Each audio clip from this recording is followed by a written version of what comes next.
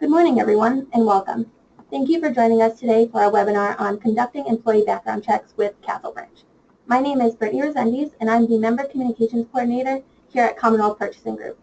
For those of you that are unfamiliar with our program, CPG is the leading group purchasing organization for community health centers and other nonprofit organizations. Today, we are very excited to have Rob Thompson, Senior Consultant of Castle Branch, discuss employee background checks and how to use the Fair Credit Reporting Act to screen health center job candidates. As a senior consultant at Castle Branch, Rob Thompson has helped develop custom-tailored background screenings, drug testing, and document management solutions for over 900 clients. Rob is an expert on the impact of the Fair Credit Reporting Act and EEOC in regards to hiring practices. Our webinar today is designed to last 1 hour. We have allotted 30 minutes for the presentation portion, which leaves us an additional 30 minutes for the question and answer. As you can see now, your line is currently muted. When we reach the Q&A portion, you may type your question into the question box, which is located on the control panel, or if you'd like to ask your question over the line, please use the raise your hand option, which is also located on the control panel, which will allow us to unmute your line so you can ask your question directly to Rob. Before we get started today, I'd like to open up a poll question. At this time, please direct your attention to the screen, and we will leave a couple minutes for you to submit your response. Please keep in mind that all of your answers are confidential, and any responses that are broadcasted on the screen will only show the percentages.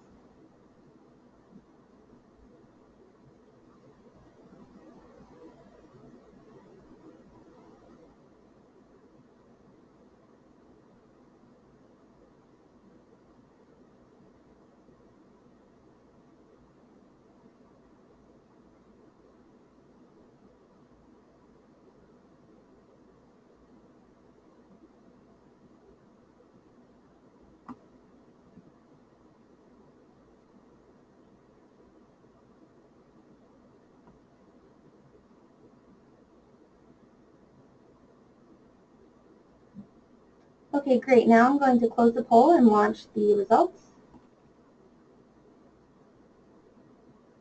It looks like the high majority of you are not familiar with the FCRA report. So now at this time, I'm going to hand it over to Rob. Thank you, Rob, for being with us today. Why don't we get started? Sounds good. Can everybody hear me? Great. Well, I first want to thank CPG for the opportunity to talk with members and explain Fair Credit Reporting Act and background checks, how it impacts hiring. And just again, I can't tell you how thankful we are to work with CPG, a great organization who's helped us just kind of getting to know the community health centers all across the country. So as Brittany mentioned, my name is Rob Thompson. I'm with Castle Branch Incorporated. To tell you a little bit about myself, I work with about 1,200 corporate clients across the country. I focus primarily in the healthcare industry. I have experience consulting over the past 6 years, specifically with HR professionals, developing background check policies, providing employment, education verifications, credit reports, a number of other related services. And really what I wanted to talk about today is how the Fair Credit Reporting Act impacts the hiring process. In addition, we're going to go through the types of background checks that are out there, as they're not all created equal. I'm also going to spend some time talking about the Equal Employment Opportunity Commission and developing a policy and some steps that you should take to make sure that you're compliant and you're doing things correctly. And just some helpful tips that I've kind of found along the way with developing relationships with over 1,200 businesses all across the country. Just a brief overview on us. Castle Branch, we were founded in 1997. We're headquartered in Wilmington, North Carolina, have approximately 310 employees. We're the 7th largest background check provider in the entire U.S. Our core market includes serving the healthcare industry. We've done a good bit with community health centers in addition to hospitals, nursing programs. We're the preferred provider of the American Association of College Nursing, and we're familiar with the affiliate agreements and requirements in every state. Leads me to my next point. I should mention we're also accredited by the National Association of Professional Background Screeners. my advice is anyone looking for a new background check provider, first checkbox that you should check, are they accredited by the National Association of Professional Background Screeners? That's the benchmark in benchmarking background check companies in our industry. I do want to mention briefly, this is not legal advice. I'm not an attorney. This is just general information that we found to try to help you navigate the hiring and background check process. First thing I want to touch on here are the different types of background checks that we offer. Criminal history is something that can be divulged from doing a type of background check. We can verify the identity of an individual by doing a Social Security trace. We don't have to have a Social Security trace to run a background check, but that is helpful and specifically affects the accuracy of the reports that we provide.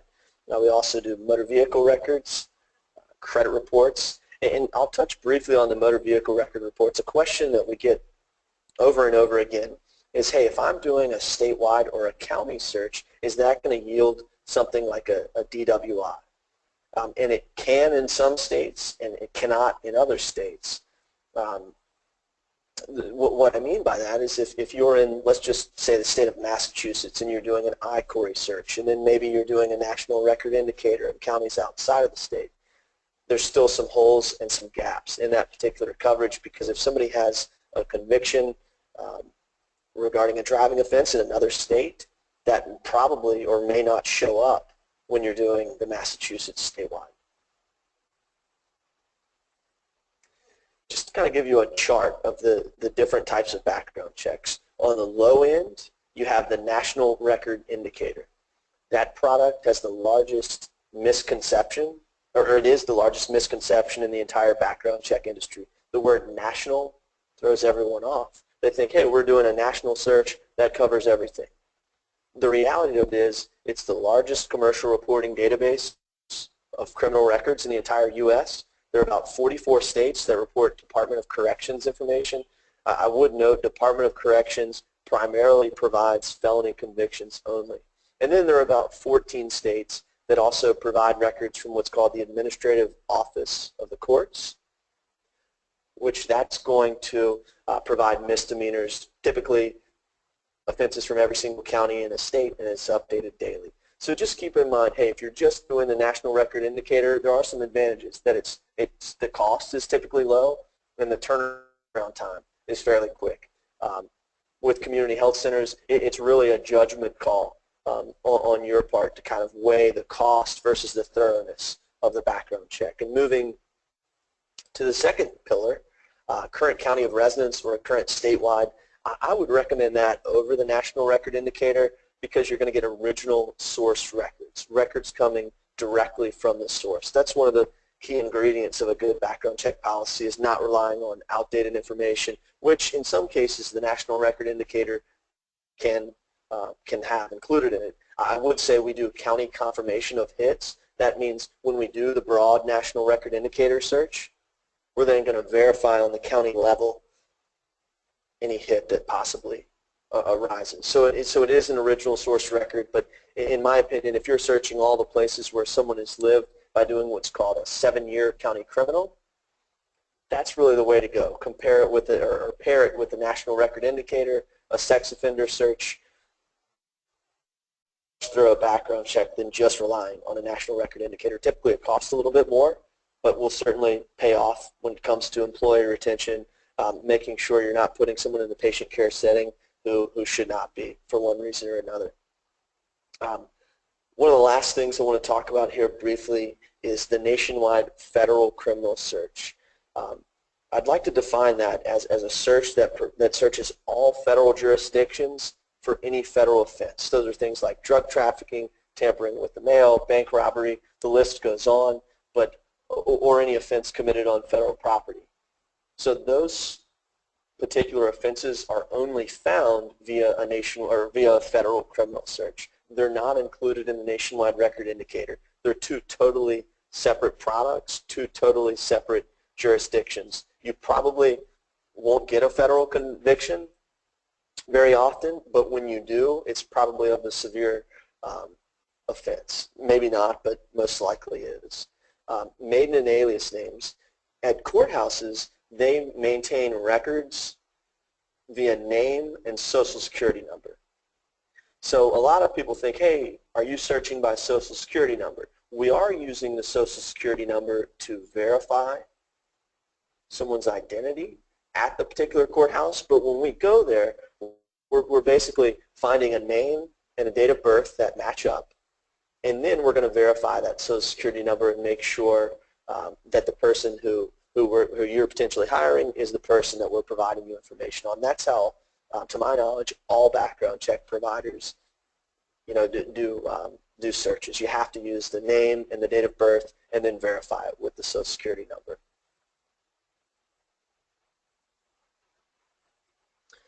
So just a few best practices. We're going to talk about this as we get a little bit deeper into the presentation. First step in developing kind of a policy is to seek your own legal counsel. And then the second step is establish a strong background check policy, which I've got some steps that I want to talk to you about in terms of incorporating into that practice. The Fair Credit Reporting Act. You want to make sure you're in compliance with that. I noticed that it looked like 77% of the attendees were not educated by their background check screening provider about it. There are changes. I think that's a good conversation to have. The Fair Credit Reporting Act, it's a federal law that covers all types of consumer reports. Consumer report is a background check, drug test, motor vehicle record, employment, education verification, credit report, and the list goes on. But all of those are mandated by, and I'll abbreviate it, the FCRA. So it is something that you want to be up to date on, make sure that you're following, and we'll go through the four main pillars of what that looks like. The first step is to make sure you have a disclosure and authorization form, follow pre-adverse action and adverse action letters, process dispute and resolution, and I'll go into that a little bit more in depth as we proceed in the presentation. So first step, permissible purpose. Do you have the permission to do a background check? We get calls from time to time, hey, you've got a new neighbor, want to do a background check. We can't help you out. We only work with businesses, and you have to have a reason for wanting to do a background check, whether that's for employment, volunteer, or someone in a position who's going to be working with children. Those are all valid reasons to do a check. I'm sure everybody knows that. And the second thing is you want to obtain a disclosure and authorization form. Your disclosure and authorization form should only be that. You don't want to incorporate other documents into it where someone could skim over it and just sign it. You kind of want it to be separate, be its own page. And it gives you the permission to run the background check on an individual. It also is a place where you can obtain the three components that you need to run a background check: name, date of birth, and social security number.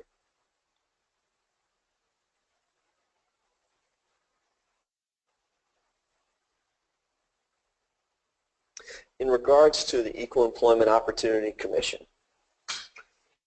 there were a number of court cases that I'll talk about briefly. There was one for Dollar General, there was one for Whole Foods, BMW, and Pepsi is probably the most famous. In the Pepsi case, what happened was employers or Pepsi had a blanket hiring process, meaning if you applied to Pepsi and you had a criminal record, they threw your resume out. They were getting a lot of resumes, and it was a way that they were weeding out some of the candidates. And so that had a disparate impact on particular populations, minority populations. So make sure you're doing what's called a target screen. You're screening for the things that affect that individual's ability to do their job, meaning if somebody's going to be working at your particular facility, maybe in a patient care setting, there's no reason to do a credit report. Again, not legal advice, but simply you shouldn't use someone's back history of credit information to make a determination, hey, could they do this job effectively? Second thing, develop a written policy, because if the EEOC files suit, what's the first thing they're going to ask for? They're going to ask for a written policy regarding your employment screening practices. And sometimes a lot of firms don't have one. So it is important to spend some time with your legal counsel, develop a policy that's in place. And it is worth spending the time up front to make sure you have those compliance boxes checked. And make sure that all vested parties can see the policy, including applicants and employees. There is turnover and transition, so it's a good way if one person leaves in an executive position to be able to make sure the next person who comes in is following suit, educated and on the same page. We talked about this briefly at the beginning. You want a consent form. The second step to really, I should say that I want to spend some time talking about policy development. What are a few things that I've learned from working with businesses that you should consider when you want to develop a background check policy? We've already talked about the consent form. I think everybody's clear and knows they have to obtain that, and probably has for a number of years. But some other things you may not know. Establish some time limits for convictions. There are some state laws that vary. Like in Colorado, you shouldn't do a credit report unless somebody makes above a certain salary amount. In California, they suggest only using 7 years of conviction, period. And there are some other state laws. If we have some individual conversations, I'd love to talk with you about your specific state and the impact that you should use when interpreting convictions. Now, the federal government for boatyard contractors uses 5 years for misdemeanors and 10 years for felonies. Again, I'm not suggesting you use that. I'm just suggesting, hey, the federal government for boatyard contractors, that's what they put in place. So establish those time limits. How, if somebody committed a crime 25 years ago, is that something you're still going to consider in making that hiring decision? Second, you post your reasons for disqualification and dismissal. So have a written policy that specifically says if you have committed a Class A or committed 2 Class A felonies or whatever your specific policy might be, then we wouldn't be able to hire you. Post those things so all vested users would have access to see them. Establish policies for screening for applicants and employees, and then post your screening requirements. Oversight. Oversight's often a difficult thing because no one wants to take responsibility. All of us are busy. We have so many things going on. Who's going to manage the background check policy when you have it in place? So have that in your policy. Have a specific job title that's responsible for monitoring and making sure that everyone's following suit with the particular background check policy. Any policy changes, keep your old policies, because there were individuals who were hired or fired under those specific policies, and so you still need to keep those. And then as you update your present policies, make sure those are posted as well. In regards to the Dollar General EEOC lawsuit, Dollar General hired someone, then they basically put in place a recheck policy, meaning they wanted to do background checks on all their employees, which, hey, that's a good thing to do. But the reality of it was they had a specific policy that said, or they offered someone a position who had committed a crime. That person left their job, came to work right before they started working at Dollar General. They changed their mind and said, hey, look, we've got a new policy. We've already offered you a job, but our policy's changed. We're not able to offer you employment. So basically my point is if you do rechecks and you've already given someone a job, use their job history to make that decision. If somebody's been with you 10 years and you do a background check and find out they committed a crime, 10 years ago, something like that, don't use that to kind of make that decision unless it is one of your barrier crimes. In my opinion, sexual and violent offenses are things that should be classified in that particular manner. Again, none of this is legal advice. I encourage everyone to seek your own legal counsel and policy changes as they go. I want to just scroll back to a couple slides at the beginning and just again say that we're very thankful to be working with the Commonwealth Purchasing Group. We're offering discounts to all CPG members. And so, we would love to offer anyone who has questions, please email me. I'd also say that we'll do a discount. We'll give you a few free checks for free if that would be helpful to you to kind of try us out. We don't have a contract that we're going to make you sign that says, hey, you have to work with us for a number of years. But I really wanted to keep this really an educational session, and I thank everyone's time. I thank everyone for their time today, and be glad to open it up for questions at this point.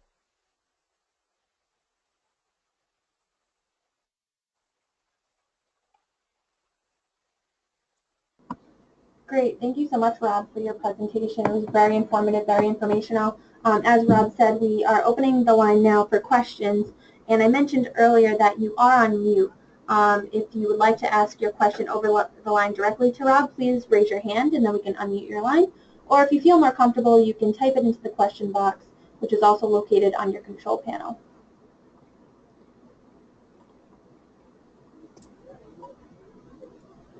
And just a reminder to folks out there that the webinar today has been recorded, and you will receive a copy of it later today or tomorrow. It will be the full presentation that you watched today, but if you would like a copy, a hard copy PDF of the slides to show other members of your team, please let us know and we can email that to you directly. Also, for anyone who was not able to join, if you know any of your team members who wanted to watch the presentation today, and if they registered online, they will also receive the recording.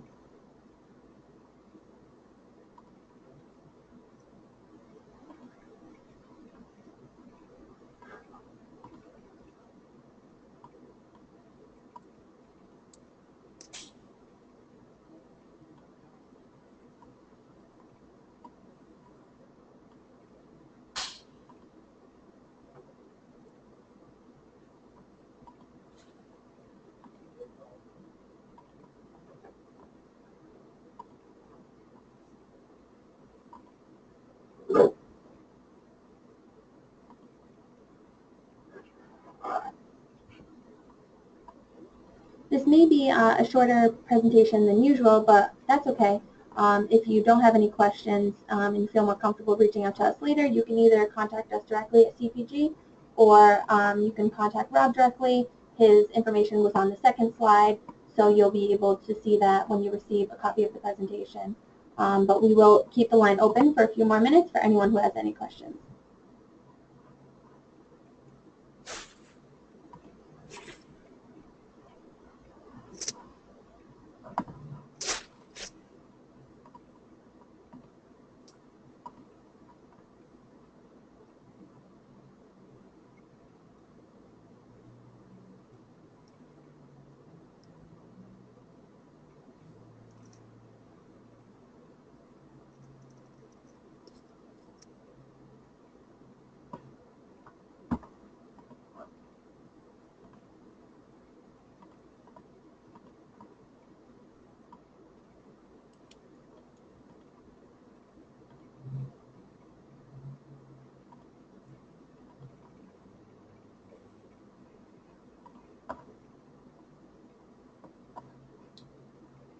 Okay, it looks like we have one question here from Hannah Wicke. Rob, she asks, when would running a credit report check be appropriate? When someone handles cash, they're going into an accounting position. Anytime that someone's dealing with money or financial information, that would be a good time to do a credit report.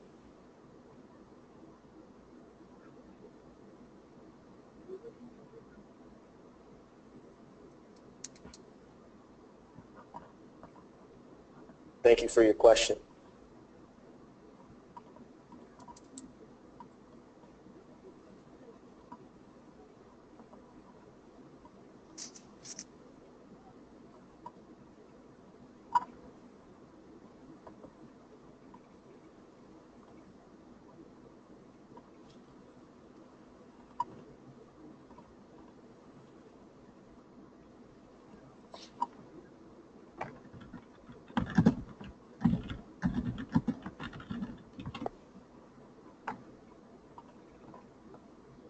Okay, as I mentioned earlier, we do have a few more minutes here, but it does not look like anyone has further questions.